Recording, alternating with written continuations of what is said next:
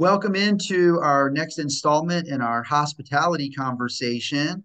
Today we are with Brandon Horton, who is the Assistant Food and Beverage Operations Manager with a special focus on banquets at a very big hotel, a Marriott hotel down in Miami.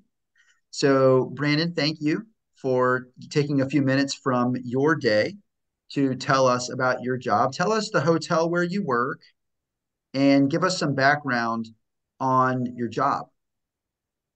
Yeah, so currently I'm working at the Miami Marriott Biscayne Bay. It's located right in the heart of downtown of Miami, right on the bay. And my overview for my job is I'm mainly in the banquets department, assisting in scheduling and overseeing our full banquet staff of about 10 full-time servers and 4 full-time housemen who assist in room setups and things of that nature, as well as just assisting my senior managers in day-to-day operations and things of that nature. You know, as far as closing out banquet checks and things of that aspect. Okay. So give us an example of a banquet, like a recent banquet that you helped to put on. Was it a wedding? Was it a conference? What comes to mind? Yeah, so recently, I think about 2 weeks ago, we just had a pretty big 300 person meeting space rented out. They rented out our entire grand ballroom for the Arthur Murray Dance International Group. So they have a lot of breakout rooms and meetings throughout the day across our entire venue. But at the end of their week here, it all culminated to about a 350 person dinner, plated Wow. dinner event at yeah, dance floor stage and all types of theatrics and stuff that went throughout the night, open bars, everything of that nature. And that was a really fun group to work with. I mean, they're all very energetic, had a lot of energy, and they were very nice and great people. And right now we're currently working through another pretty sizable group with their meeting spaces, and they have a lot of grand ballroom. They're actually a teachers group. I believe it's Teach Stone Training. So they have a lot of our ballroom space out right now this week, and they're doing a lot of big lunches and breakfasts and cocktail receptions, things of that nature. Wow. Okay, so help the students understand like the 350 person event you helped to do a couple weeks ago. What are some roles and jobs that you're doing like before the events start? And what are some things you're doing like during the event? Like what are you running around doing?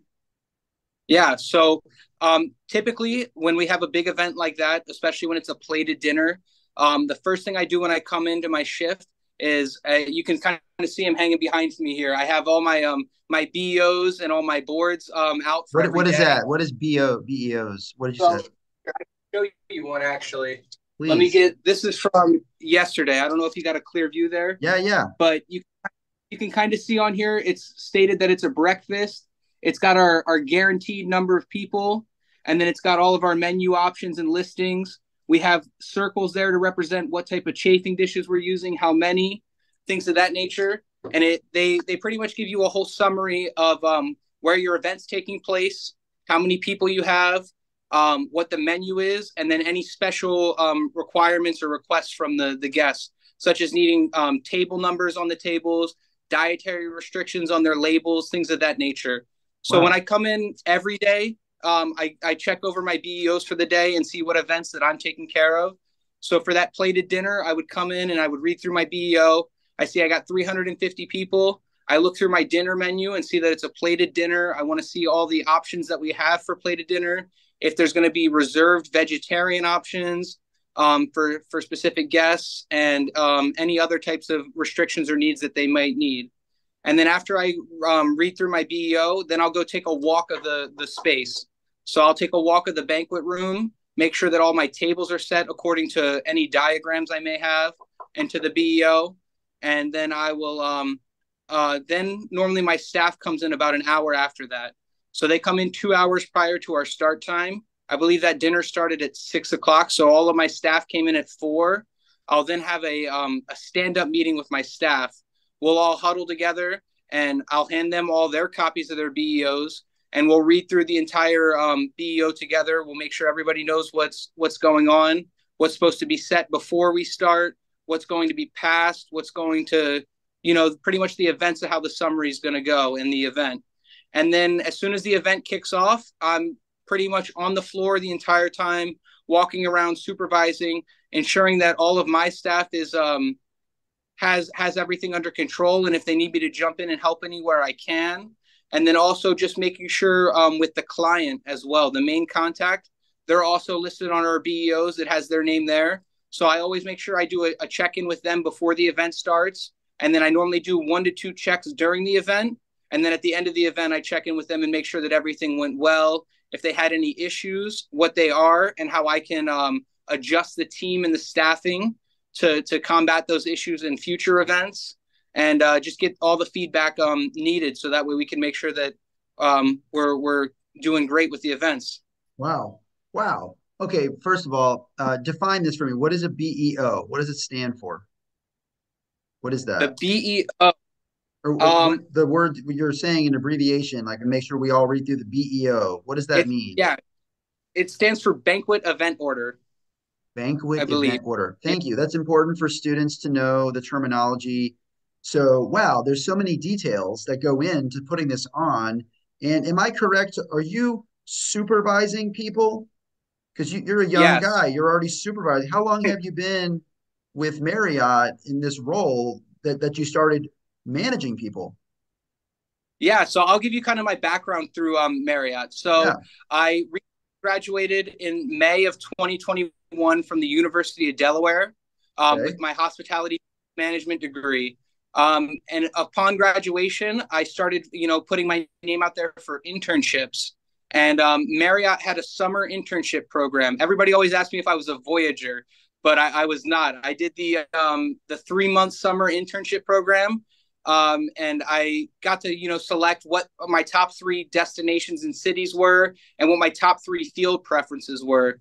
So I selected Miami as my number one choice, and food and beverage was my number one choice. Wow. So Marriott took that information, and then they gave me a listing for originally the Marriott Stanton South Beach, which was located right on the heart of South of Fifth in South Beach. And I worked there for my 3 month internship, and the general manager at the time there, she really saw the work ethic I had and enjoyed all the things that I was doing at that property, and she extended to me the position of assistant F&B manager.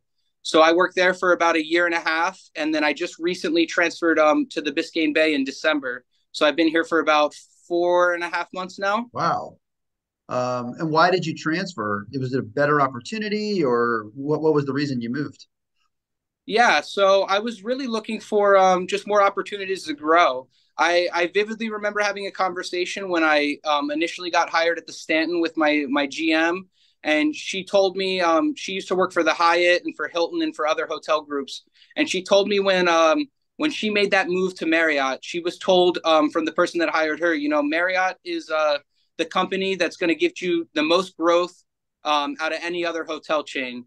You're going to see the most growth and most opportunities and most chances for success in this company. So I kind of reflected back on that after a year and a half at the Stanton, and I was looking to be challenged more and have more rooms and areas of opportunity to grow. I went from a hotel with I think 240-ish rooms to now I'm at a property with over 600. Wow. Wow. So, is it required to have a college degree to do the job that you're doing? Absolutely not. Absolutely not. You don't need a college degree.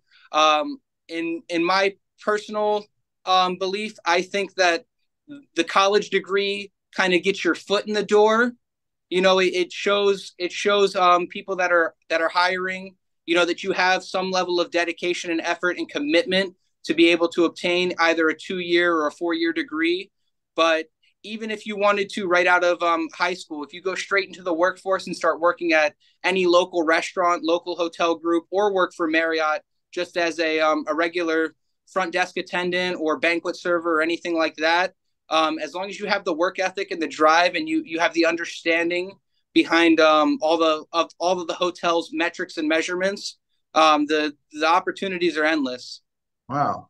And so you have been working with Marriott for less than 2 years? Is that Yeah, am I and understanding that?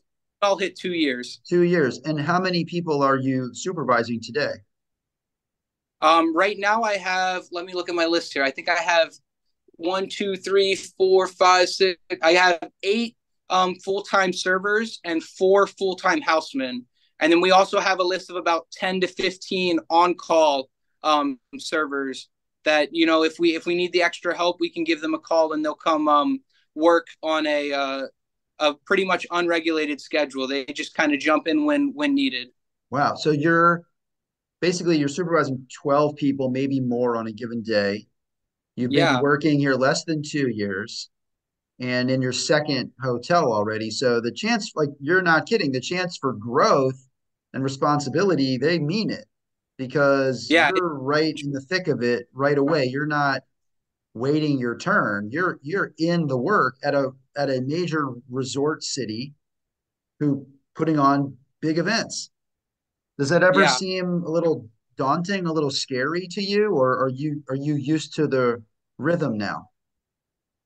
I would say I don't know if you could ever really get used to the rhythm. The hospitality industry and the hotel industry are ever changing. Every day brings a new battle or a new challenge or a new task to try and overcome. But I found that I like to come into work every day with a clear mind and just kind of brace myself for what the day could bring. We could always have a situation where if you're walking, even if you're just walking around in the front desk or near the lobby, odds are you're going to get pulled around by some guests asking about something that has nothing Right, to do with right, your. right, right. But in the hospitality industry, we're all about taking care of our guests. So even if I walk through the front desk today and somebody pulls me aside and says, "Hey, my toilet's not working," or "I have a clog in my bathroom," or "my balcony door, my AC," anything like that, you just got to think quick on your feet.